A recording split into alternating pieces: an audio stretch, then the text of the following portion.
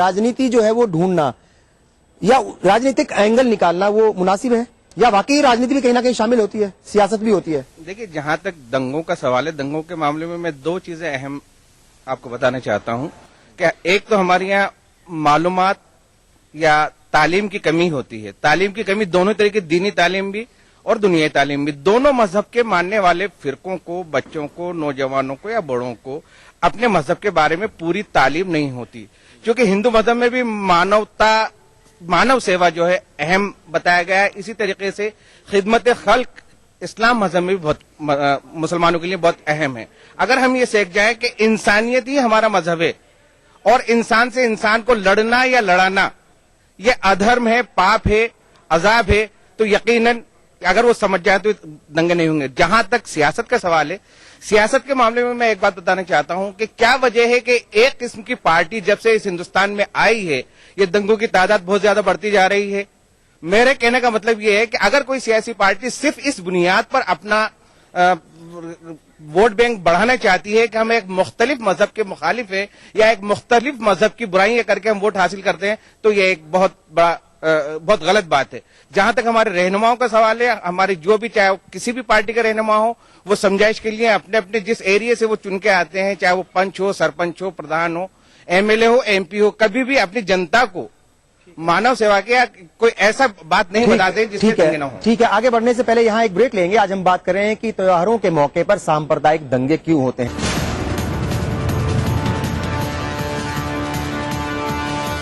National ball painting के final मुकाबले में लकी, पप्पू और छुटकाऊ ने हिस्सा लिया। जहां लकी ने चौक मिट्टी, पप्पू ने पीओपी, वहीं छुटकाऊ ने जेके बॉल पुट्टी का बेस बनाया और कम पेंट का इस्तेमाल करते हुए दीवार को सबसे स्मूथ और खूबसूरत फिनिश दिया और ये प्रतियोगिता जीत। व्हाइट सीमेंट वाली JK wall putty is the best. सीलन से भी पपड़ी का कोई चांस नहीं होता, दीवारें बोल उठेंगी।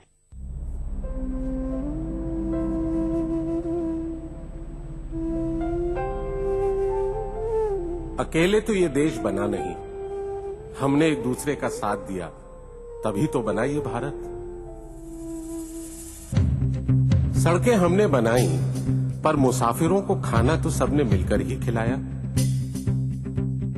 तमाम अस्पताल हमने बनाए, पर लोगों को जिंदगी तो सबने मिलकर ही दी। पोलियो अभियान हमने चलाया, पर सारी मुश्किलों के बावजूद अपने बच्चों को बूथ तक तो पहुंचाया सबने मिलकर ही। मेट्रो का ताना बाना हमने बुना, पर उसे घर जैसा सजाया संवारा तो सबने मिलकर ही। लाखों स्कूल हमने खोले, पर बच्चों को मौका तो सबने मिलकर ही दिया। खाद्यान्न सुरक्षा कानून हमने लागू किया, पर उस अनाज से फौलाद बनाने का सिलसिला तो सबने मिलकर ही जारी रखा। मोबाइल नेटवर्क से देश को बांधा हमने, पर देश की सीमा पर अपनों को हौसला तो सबने मिलकर ही दिया। कुछ यूं ही हमने मिलकर बढ़ाया देश को तरक्की की राह पर। तो क्यों न कहें, हम सब ने मिलकर बनाया ये भारत। भारत निर्माण का यही प्रमाण, जन जन को छुआ, जनजीवन बदला।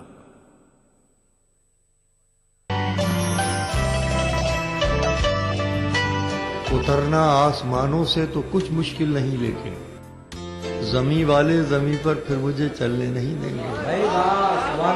थी वो रफ्तार के लम्हों में खला तक पहुँचे, तुम गए चांद तलक, हम तो खुदा तक पहुँचे। क्या बात है, तुम गए क्या बात है मंजर भाई, हम तो खुदा तक पहुँचे।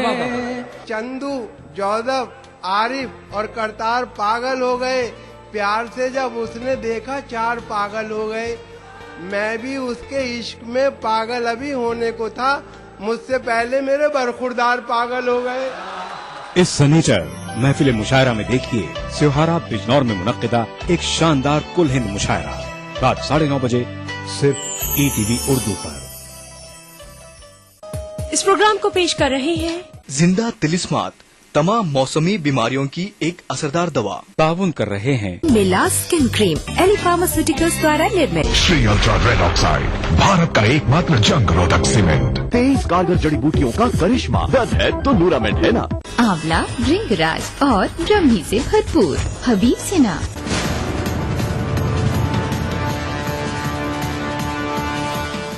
ब्रेक के बाद एक बार फिर आप सभी का इस्तकबाल है। अधूरे ख्वाब में आज हम जानने की कोशिश कर रहे हैं कि फिरकावाराना फसादात यानी सांप्रदायिक दंगे क्यों होते हैं, क्यों आपस में जो है वो टेंशन होती है, क्यों तनाव पैदा होता है। खास तौर से त्योहारों के मौके पर लोग जब खुशियां मना रहे होते हैं उस मौके पर जो है वो टेंशन हो जाती है।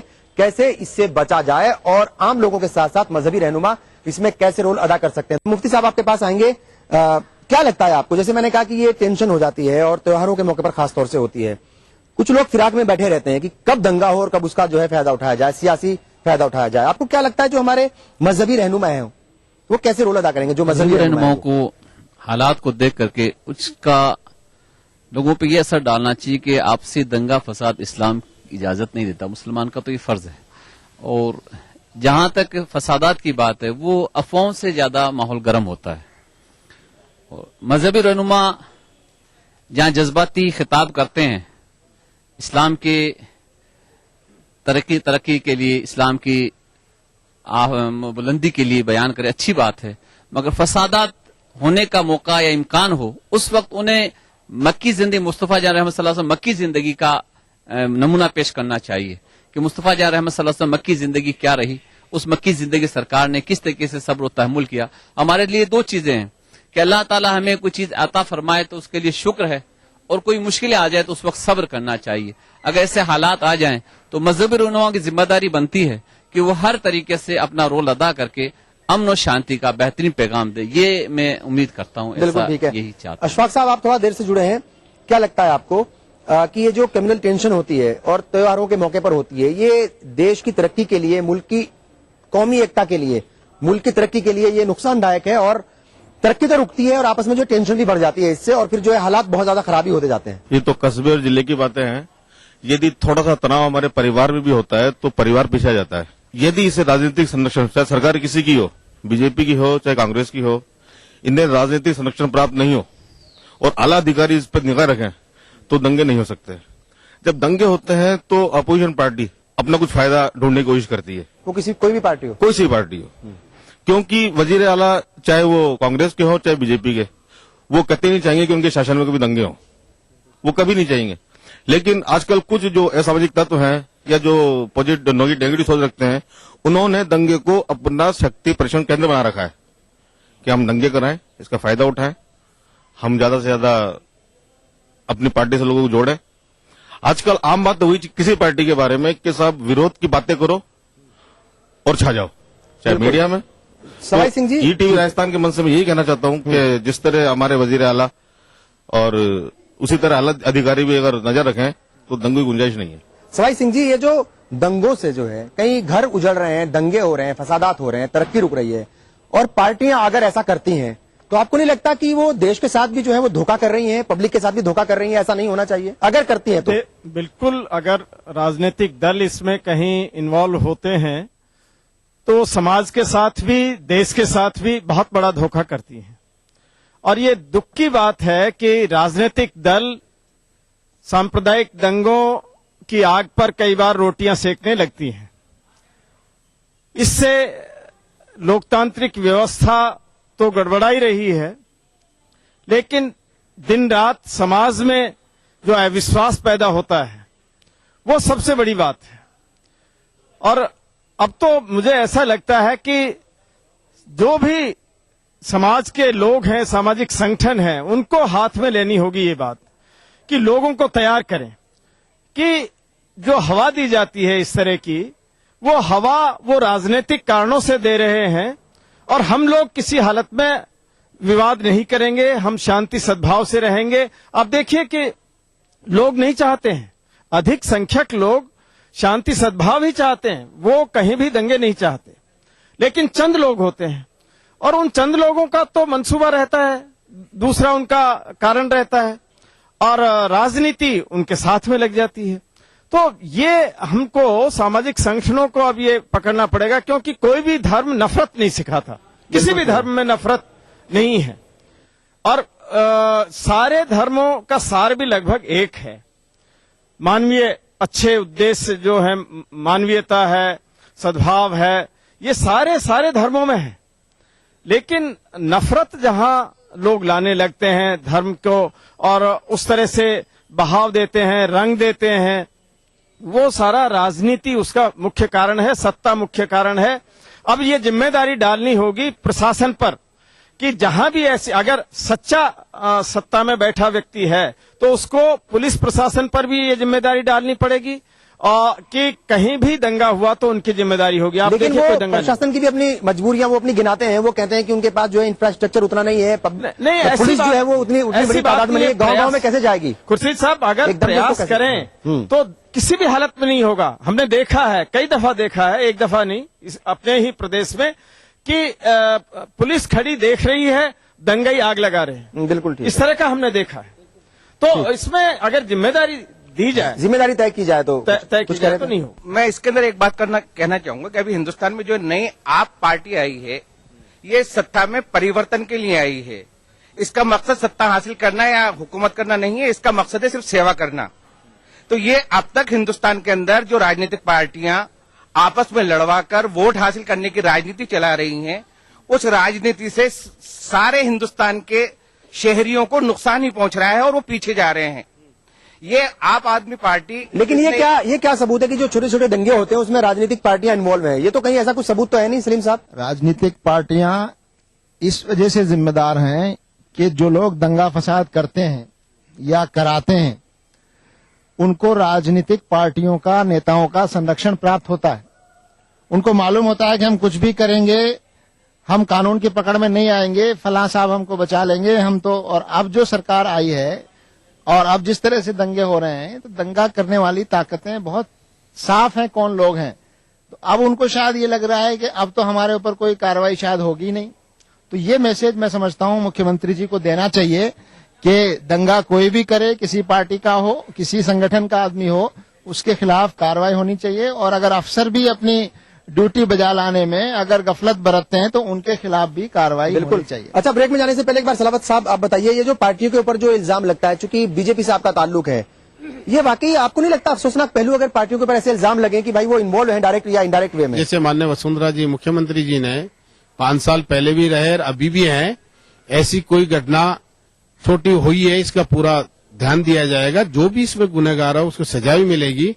और एक आप सभी से हमारी कि इसको जहां भी कोई दंगा फसाद हो उसको समाज वाइज नहीं जोड़े, क्योंकि दंगा किसी के लेन देन पे हो सकता है, किसी परिवार में हो सकता है, और उसपे भी अपन थोड़ा सा छोटा सी बात होते ही एक हिंदू मुस्लिम का जो रूप दे देते हैं, ये गलत है। इससे गलत है। इससे गलत इंडिया यानी में आपस की टेंशन तो अगर कहीं दो परिवारों के बीच में या दो मजहब के मानने वालों के बीच में कोई टेंशन हुई है तो उसको जो है वो सांप्रदायिक दंगे का रूप नहीं देना चाहिए। नहीं देना चाहिए। उसमें ब्रेक लेंगे और ब्रेक के बाद जैसे हाजिर होंगे तो जानने की कोशिश करेंगे कि सब मिल करके कैसे इन घटनाओं को रोक सकते हैं। एक ब्रेक लेंगे, बहुत जल्द हाजिर होंगे।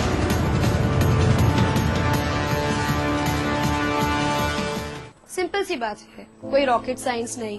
देश युवा है, देश के 50% से ज्यादा लोग अंडर 30 हैं, युवा हैं। उनके जो एक्सपेक्टेशंस हैं, बिलीव्स हैं, माइंडसेट है, वो ऑब्वियसली एक युवा ही बेहतर समझ सकता है, जो लिबरल हो, जो ओपन माइंडेड हो। और वो again no rocket science. Congress के लीडर्स हैं जिनके साथ यूथ रिलेट करता है। वो गाना है ना, हम है नए, अंदाज क्यों हो पुराना। कट्टर सोच नहीं, युवा जोश। मैं हसीबा अमीन, राहुल गांधी जी की इस युवा सोच से जुड़ी एक युवा कांग्रेस कार्यकर्ता। हर हाथ शक्ति, हर हाथ तरक्की।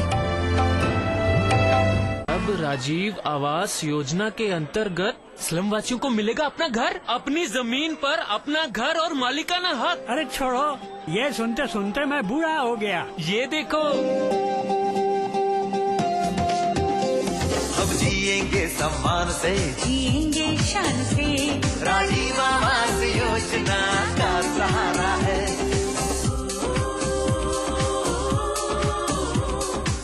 अपना भी घर होगा, अपनी इज्जत होगी, शहर में ही अपना पता होगा, राजीव आवास योजना का सहारा है।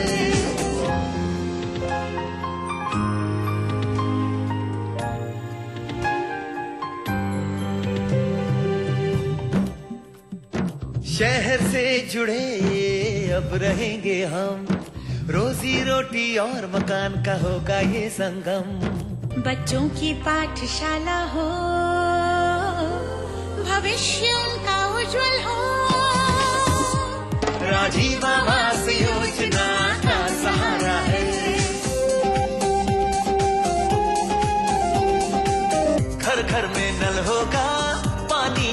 होगा, आएगी रोशनी हर तरफ उजाला होगा। भारत सरकार, राज्य सरकार एवं स्थानीय निकायों का साझा प्रयास। राजीव आवास योजना, सबको हक। BBC दुनिया को है जिस पर भरोसा। ग्लोबल इंडिया जोड़े आपको पूरी दुनिया से आपकी अपनी भाषा में।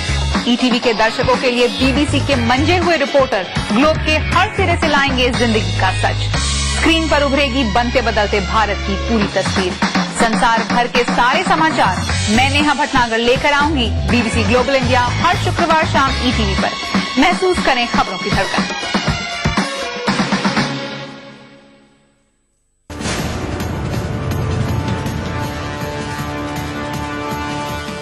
ब्रेक के बाद एक बार फिर आप सभी का इस्तकबाल है। आज हम बात कर रहे हैं अधूरे ख्वाब में कि कैसे जो है ये सांप्रदायिक दंगे होते हैं, कैसे इन्हें रोका जा सकता है और आम लोग मिलकर के, मजहबी रहनुमा मिलकर के, शांति समितियां बना करके कैसे इन दंगों के ऊपर तनाव जो होता है, टेंशन होती है, कैसे उसको रोका जाए, इस पर बात करेंगे। बहुत सारे लोग यहाँ पर मौजूद है। क्या लगता है आपको, ये टेंशन तो होती है, ठीक है, मान लिया हमने, और फिर इसको जो है वो सियासी रुख या फिर जो है सियासी रंग भी दे दिया जाता है, लेकिन इस पर रोक कैसे लगे? आप और हम मिलकर के कैसे इस पर रोक लगा सकते हैं? हमारे यहाँ पर जो भी जिम्मेदार हैं, यानी ये कि जो राजनेता हैं, जिनके पास पावर है, वो उस पावर का अधिकार और जगह करते हैं, लेकिन इस तरह के जब दंगे फसाद होते हैं तो उसमें जो वाकई जो जुर्म करने वाले मुजरिम हैं उनको उस तरह की सख्त सजाएं नहीं दी जाती हैं जो कि उनको देनी चाहिए। अगर हम उस सख्त सजाओं का प्रावधान जो कि हमारे कानून में भी है उस पर अगर हम अमल करेंगे तो आने वाले वक्त के अंदर हम इस तरह की घटनाओं को रोक सकते हैं। दो अगर शख्स कोई लड़ते हैं तो इस बात के ऊपर अगर प्रशासन ध्यान देता कि उन दो शख्स को वहीं दबा दिया जाता तो ये जो समुदाय के रूप ले लिया गया है कि दो समुदाय में लड़ाई हुई है तो इसको रोका जा सकता है। और मुजफ्फरनगर में भी वैसी घटना हुई थी, दो परिवार आपस में लड़े थे, हिंदू और मुस्लिम, और उससे जो है फिर उसके बाद कैसे वो फसाद फैलता गया और कैसे नुकसान हुए। क्या कहेंगे आपको, क्या जो है वो कम से कम अल्फाज में कहेंगे भाई ये रोक कैसे लगे? आम लोग इसमें कैसे जो है अपनी भूमिका अदा कर सकते हैं? आम लोग लड़ते हैं लेकिन आम लोगों को ही आम लोग रोक सकेंगे। समाज से जुड़ा हुआ हर आदमी अगर इतना साहस कर ले, चाहे फिर वो पॉलिटिकल हो और चाहे वो धर्म से जुड़ा हुआ, अगर वो ये सोच ले कि मुझे गलत को गलत कहना और सच को सच, ये अगर भावना उसके दिल में आ जाए और पार्टी नहीं बने तो इन दंगे फसादों को एक हद तक रोका जा सकता है। जो मानसिकता और जो जहन काम कर रहा है छोटी सी बात को लेकर के और उसको पूरा फैला देना, बेकसूर लोगों के घरों को जलाना, नुकसान पहुंचाना और मारना, ये बहुत ही गलत चीज है। बहुत ही इस जो मानसिकता है उसको मैं, हमारे जो बैठे हुए हैं यहाँ पर बुद्धिजीवी हैं और जो धर्मों के जो धर्मावलंबी और जो जिम्मेदार हैं उलमा और दूसरे मज़ाहिब के, उनकी बड़ी जिम्मेदारी है कि इस जहन को जो एक फिरका परस्त जहनियत बनाने की भरपूर कोशिश की जा रही है। इसमें पार्टियां भी शामिल हैं और कई संगठन भी शामिल हैं। एक तो मैं ये बात कहना चाहता हूं, इस मानसिकता को रोकने के लिए और आपस में सद्भाव कायम करने के लिए हमें बहुत प्रयास करने होंगे, नंबर एक। दूसरी बात और कहना चाहता हूं, जो बात कही है दोहरा रहा हूं हालांकि मैं उसको, वो ये है कि जब तक जो गुंडा एलिमेंट्स हैं, सरकारें सही मानों में इंसाफ की कुर्सी पर बैठने वाले लोग, उनको जब तक सजाएं नहीं देंगे तब तक ये चीजें इन पर रोक नहीं लगेगी। ठीक, और कोई कुछ कहना चाहेंगे? सादिक साहब, कैसे सोसाइटीज मिलकर के, कैसे अलग अलग संगठन मिलकर के, कैसे जो है ये शांति समितियां मिलकर के इन दंगों के ऊपर रोक लगाएं? यूपी में जो पिछले 2 साल में 1.5 साल में जो कम्युनल राइट हुए हैं और उससे पहले जो 5 साल का मायावती का जो शासन था, मैंने उसकी पूरी एक स्टडी करी है, नेट पे वो पूरा कंप्यूटर पे सारा सब कुछ डला हुआ है। उनके शासन में कम्युनल राइट पूरे 5 साल में एक भी इसलिए नहीं हुआ कि चाहे वो गांव की पंचायतें हो और वहां का सरपंच हो, शहर का निगम हो और वहां का पार्षद हो, म्युनिसिपैलिटी हो और वहां का म्युनिसिपैलिटी का मेंबर हो, उन सबकी मायावती जी ने एक जिम्मेदारी तय करी कि अगर आपके यहां पर किसी भी तरह की चोरी होती है, धोखाधड़ी होती है और कोई कम्युनल राइट होता है या कोई दूसरा भी झगड़ा होता है जिसे हम कम्युनल राइट ना समझें, अगर ऐसा होता है तो वो जिम्मेदारी कलेक्टर की, एसपी की और एसएचओ की तो होगी। कानूनी तौर पे वो उस सरपंच की भी जिम्मेदारी होगी, उस कॉर्पोरेटर की भी जिम्मेदारी होगी। और जब वो 11 लोगों की टीम बनी और वो उन्होंने एक क्या कहते हैं वो कौमी एकता का या जो भी जोड़ने का जो काम किया। ठीक है सवाई सिंह जी, ये जो इन्होंने भी इशारा किया है कि भाई जिम्मेदारी तय करनी पड़ेगी, शांति समितियां हैं और आप जैसे लोग हैं जो सियासत से भी नहीं जुड़े हुए हैं लेकिन अपना फिर भी काम करते हैं जो है समाजी तौर पर, और मजहबी रहनुमा है, कैसे सब मिल करके इन इश्यूज से जो है वो निपट सकते हैं? निश्चित रूप से ही सामाजिक संगठनों को, धार्मिक संस्थाओं को और सरकार के भी प्रतिनिधियों को, सबको मिलाकर सद्भाव समितियां बनानी पड़ेंगी और गांव-गांव में भी सद्भाव समितियां बनानी पड़ेंगी। गांव-गांव में सद्भाव समितियां बने, कभी भी कोई ऐसी बात हो, सद्भाव समितियां ऐसे अवसर पर उनको शांत करेंगे, तत्काल शांत करेंगे। जो कानून सम्मत कार्रवाई है, जिसने अपराध किया है उस अपराधी को दंडित करने का प्रयास करेंगे, उसको दंड दिलवाने के प्रयास करेंगे, न कि इसको हवा देकर और जिस तरह से कुछ लोग काम करते हैं उस हवा को रोकेंगे। वो लोग सद्भाव समितियां और इस तरह के लोग जो बढ़ चढ़कर राजनीतिक रंग देते हैं उनको भी रोकेंगे। तो इसलिए गांव-गांव में सद्भाव समितियां बननी चाहिए, एक्टिव होनी चाहिए, बननी भी चाहिए और वो उनको एक्टिव भी होना चाहिए। सलीम साहब क्या कहेंगे कम से कम अल्फाज में कि भाई कैसे इनको रोका जा सकता है? ये दंगे फसाद की शक्ल जब पैदा होती है तो जो घटना होती है आपसी तनाजे की या झगड़े की, वो तो चिंगारी का काम करती है, लेकिन जो उसके अलावा हमेशा जो बारूद बिछाने का काम जो लोग कर रहे हैं, नफरत फैलाकर और लोगों के जहन खराब करके, एक खास कम्युनिटी के खिलाफ नफरत का माहौल पैदा करके जो दंगा करने वाले लोग हैं उनके दिल में कानून का डर बैठना चाहिए। अभी ऐसा लगता है कि दंगा करने वाले बेखौफ हैं, उनको लगता है कि हमें हमारे ऊपर कोई कार्रवाई नहीं होगी। अगर उनको लग जाए कि दंगा करने वालों के खिलाफ कार्रवाई होती है तो यकीनन दंगे नहीं होंगे। ठीक, मैं पार्टी से ऊपर उठकर एक बात बताना चाहता हूं कि कहीं पे भी कोई भी दंगा एक घर के अंदर, अगर घर का हुक्मरान या घर का जो सबसे बड़ा आदमी होता है अगर वो सही होगा तो घर के अंदर न बच्चों को लड़ने देगा न घर के किसी फर्द को लड़ने देगा। मेरे कहने का मकसद ये है कि अगर हुक्मरान ईमानदार होंगे, सही होंगे और सही चीज चाहेंगे तो ये दंगा कभी नहीं हो सकता।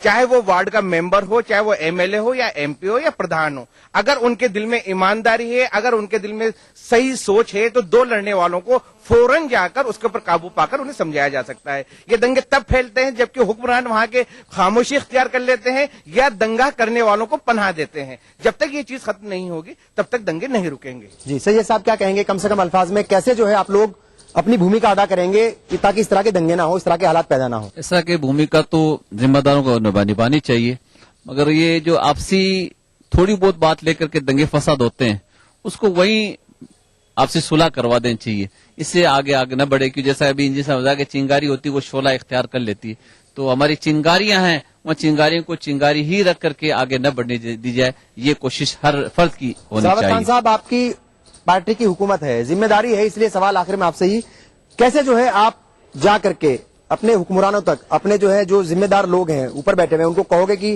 कैसे भी इस तरह के वाकयात को रोकने के लिए कड़े कदम उठाए जाएं? जी, सबसे बड़ी चीज है इंसानियत का, एक दूसरे को इंसानियत समझे, एक दूसरे का सहयोग करे। जो भी अधिकारी हो चाहे कोई भी हो, जवाबदारी अपनी अच्छी तरह ढंग से संभालें और इसको समाजवाई नहीं बांटे और एक दूसरे का जब त्योहार हो उसमें एक दूसरे को फूल बरसाएं, उसका स्वागत करें। इससे एक अच्छी नई परंपरा अपने करते भी रहे, लोग कर रहे भी हैं।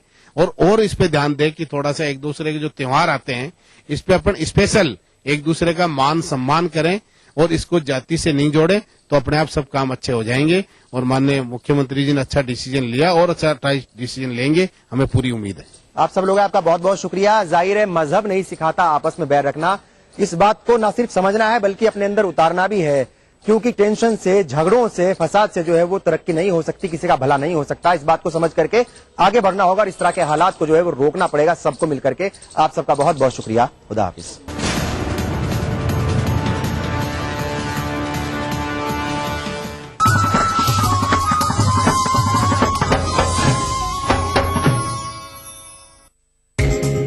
ईटीवी उर्दू पर अगला प्रोग्राम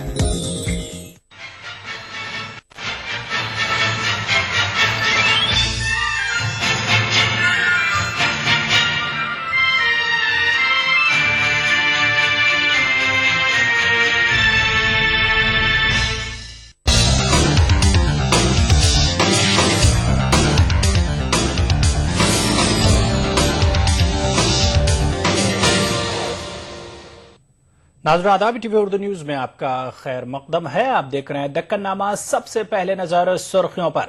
एपीएनजीओज ने कहा मुत्तहदा आंध्र प्रदेश की बरकरारी के लिए किए जाएंगे तमाम तरह इक़दाम, जरूरत पड़ने पर खटखटाया जाएगा अदालत का दरवाजा। वाईएसआर कांग्रेस पार्टी को जबरदस्त झटका, पार्टी लीडर और मारूफ सनतकार रघुरामा कृष्णम राजू बीजेपी में शामिल। आज दरखास्तों की इजराई का आगाज, दरखास्तें दाखिल करने की आखिरी तारीख 15 मार्च मुकर्रर। रियासती वजीर अहमदुल्ला ने बेहतर इंतजामात का दिलाया यकीन। और अक़लियतों के लिए कर्जजात की स्कीम की आखिरी तारीख में दी जाएगी 15 दिनों की तौसी। माइनॉरिटी फाइनेंस कॉरपोरेशन का ऐलान। दक्कन की खबरों से पहले आइए नजर डालते हैं आज की दीगर खबरों पर। हरीश रावत उत्तराखंड के नए वजीर आला होंगे। कांग्रेस लेजिस्लेचर पार्टी की मीटिंग में रावत के नाम पर मोहर लगी।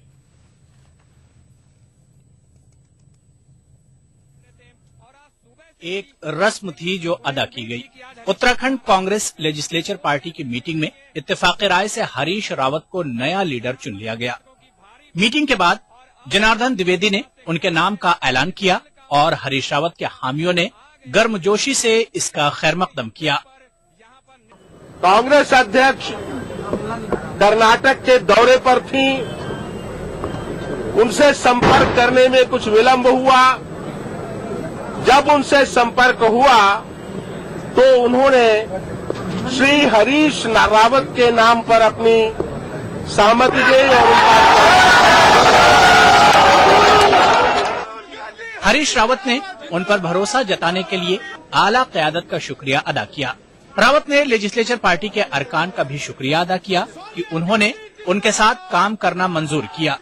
उन्होंने अपनी तरजीहात यूं गिनाई। जो तत्कालिक प्राथमिकताएं हैं वो हैं जो हमारे दुखी भाई बहन हैं, तकलीफ में हैं, हमको रिहेबिलिटेशन रिकंस्ट्रक्शन का काम करना है, उसको प्रायोरिटी देनी है। जिन लोगों तक अभी तक हमारी मदद यथेष्ट नहीं पहुंच पाई है उन तक और मदद पहुंचानी है और लोगों को एहसास कराना है कि ये सरकार आपके साथ पूरी तरीके से खड़ी है जब तक आप इस आपदा से पूरी तरीके से उबर नहीं जाते। खराब कारकर्दगी खासतौर पर उत्तराखंड में सैलाब से मुतासरा इलाकों में बाज आबादकारी के कामों को लेकर विजय बहुगुना तनकीदों के घेरे में थे। बिलाखिर इसका खमियाजा उन्हें भुगतना पड़ा।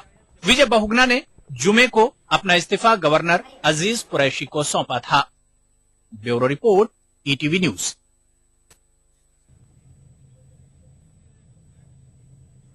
और अब रुक करेंगे दक्कन नामे का। एपीएनजीओस के सदर अशोक बाबू ने कहा कि मुत्तहिदा आंध्र प्रदेश को बरकरार रखने के लिए हर मुमकिन इकदाम किए जाएंगे।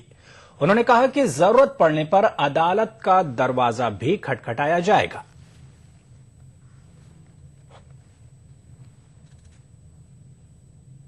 ఆలోచన ఉంది।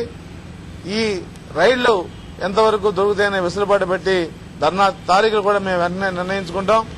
ఆ ధర్నాకి మరి ఇక్కడున్న సమైక్యవాదం బలపరిచే పార్టీ నాయకులందరూ కూడా ఆహ్వానిస్తాం। వాళ్ళు ఖచ్చితంగా ధర్నాకు వచ్చి మరి జాతీయ పార్టీలను కూడా పిలిచి వాళ్ళ మద్దతుతో ఒకవేళ కేంద్రం మొండిగా గుడ్డిగా ఈ బిల్లును పార్లమెంట్లో పెట్టినా కూడా దాన్ని ఓడించడానికి। उधर सीपीएम के जनरल सेक्रेटरी प्रकाश करात ने कहा कि सीपीएम तेलंगाना के ताल्लुक से अपनी पॉलिसी पर पाबंद है। उन्होंने कहा कि पार्टी मुत्तहिदा आंध्र प्रदेश से मुतालिक वादे की पाबंद है। उन्होंने कहा कि सीपीएम पार्टी गैर कांग्रेस और गैर बीजेपी पार्टियों से इत्तेहाद करने पर गौर कर रही है। करात हैदराबाद में मीडिया से बात कर रहे थे।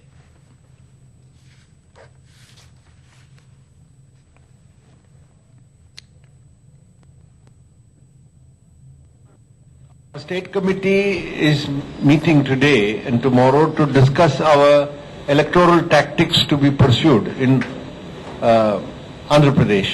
But as you know, it is only in this parliament session that the question of bifurcation, the bill is there, that will be finally known what will happen to the issue of bifurcation. So our state committee will discuss the tactics to be pursued for the elections, but I think a final decision will be taken by our party only after this parliament session and the result of this session is known. No, our party's stand is known as far as our party has been consistently taking a stand for a united state, and we will express that opinion in parliament. वहीं कांग्रेस के रुकने parliament लगड़ा party Rajagopal ने कहा कि मुत्तहिदा तहरीक में शिद्दत लाने के लिए 9 फरवरी से रियासत के अहम शहरों में खुसूसी रन का एहतमाम किया जाएगा।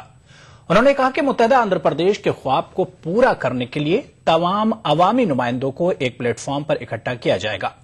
उन्होंने कहा कि दिल्ली में एहतिजाजी मुजाहरों के इनेकाद के सिलसिले में वज़ीर आला और दीगर लीडरों से बातचीत जारी है।